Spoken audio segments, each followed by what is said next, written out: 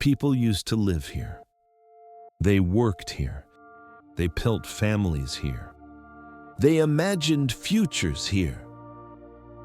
Today, entering this place is forbidden. Not discouraged. Not restricted. Forbidden. There are no signs welcoming visitors.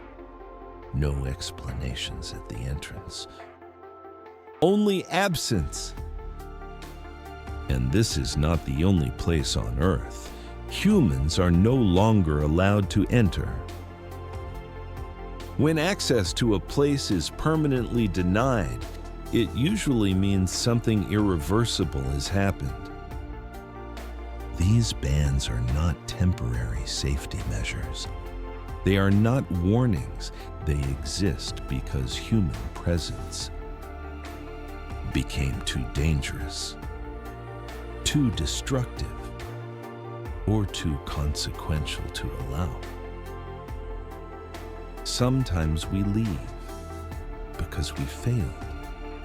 Sometimes we leave because nature forces us out. And sometimes we stay away because interference itself would cause harm. Forbidden places are not accidents. They are decisions. Far above the Arctic Circle, on a remote Norwegian archipelago, a concrete structure cuts into frozen rock. There are no crowds here, no signs of activity, just a reinforced door, embedded deep inside a mountain. Behind it lies a place almost no one is allowed to enter, the Svalbard Global Seed Vault. It is not a laboratory. It is not a research center. It is a backup. Deep underground, protected by layers of rock and ice, millions of seeds are stored. Crop varieties from nearly every country on Earth. Rice, wheat, corn, grains and vegetables that sustain entire civilizations. Each sample is sealed, cataloged, frozen. This vault was built for a future we hope never comes. Global crop failure, climate collapse, war on a massive scale. If agriculture fails somewhere in the world, these seeds can restart it. Even if power is lost, the surrounding permafrost keeps temperatures stable. The mountain itself acts as a shield. Access is extremely limited.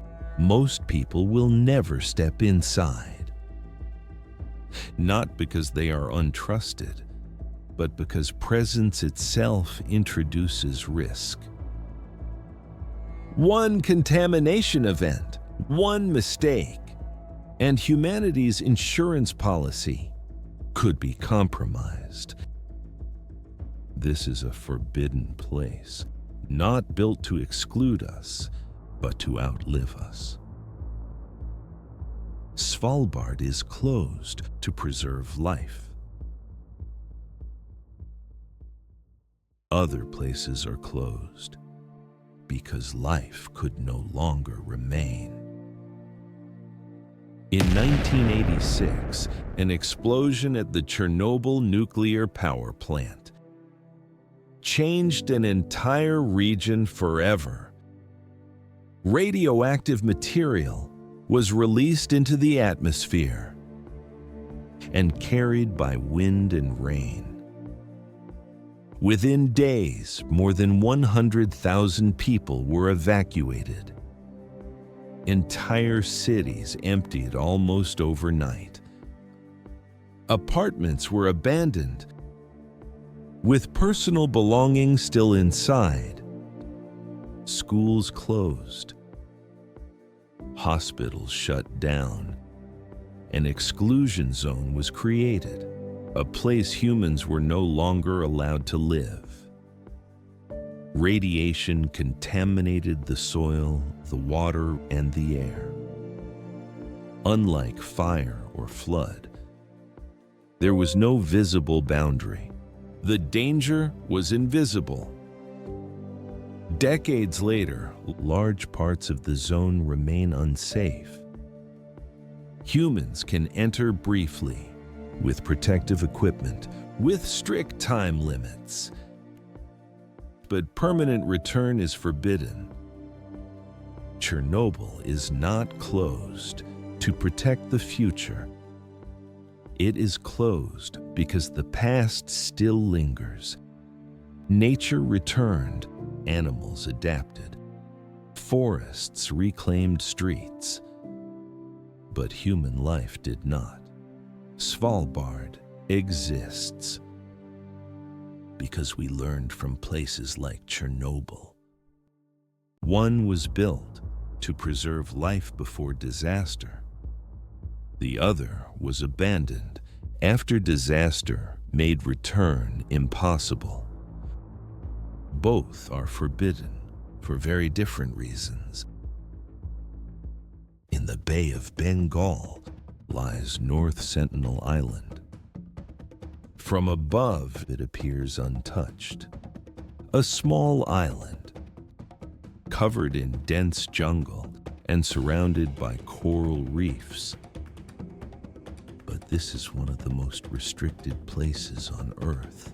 The island is home to the Sentinelese, one of the last uncontacted tribes, still living in isolation. They have survived for thousands of years without modern technology. They hunt, they gather, they live according to traditions that predate modern civilization. Any attempt to approach the island has been met with resistance. Boats are chased away. Warning arrows are fired. Entering the island is illegal, not to protect outsiders, but to protect the people who live there. The Sentinelese have no immunity to common diseases. A single infection could wipe out the entire population. For them, contact would not be progress, it would be extinction. Here, isolation is not neglect, it is survival. Some places must remain untouched to preserve what still exists. Once contact happens, there is no way back. No treatment, no correction. Off the coast of Brazil lies Ilha da Queimada Grande, also known as Snake Island. At first glance, it looks unremarkable. Rocky terrain, dense vegetation. But the island is home to one of the highest concentrations of venomous snakes on Earth. Thousands of golden lancehead vipers inhabit the island.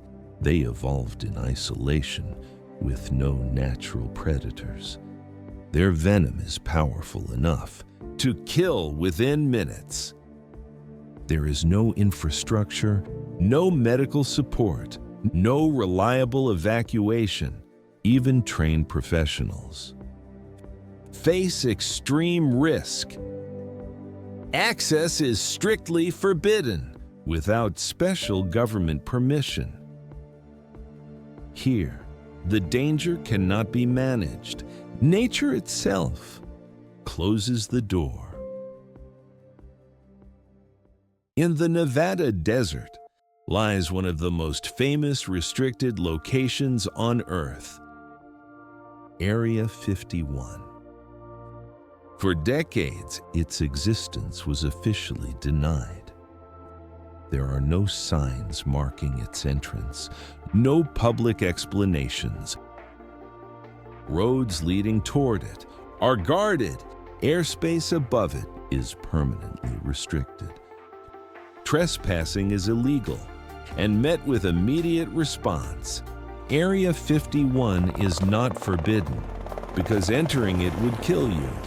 It is forbidden because of what might be revealed. The site has long been associated with classified aircraft testing, experimental technology, projects hidden from public knowledge. For reasons of national security, what happens inside is not explained. And that silence is intentional. Here, access is denied to protect information, not life. Each of these places is forbidden for a different reason: preservation, contamination, protection, secrecy.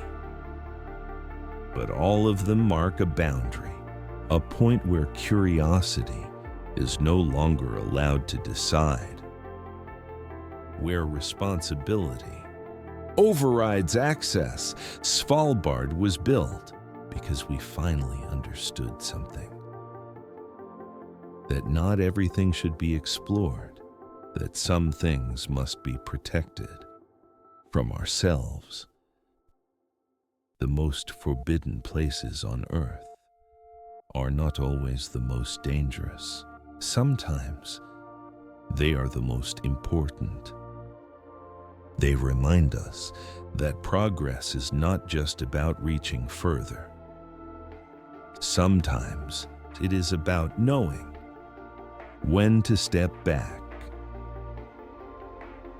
Hidden Earth TV explores the limits of human access, from places sealed by disaster to locations protected for the future.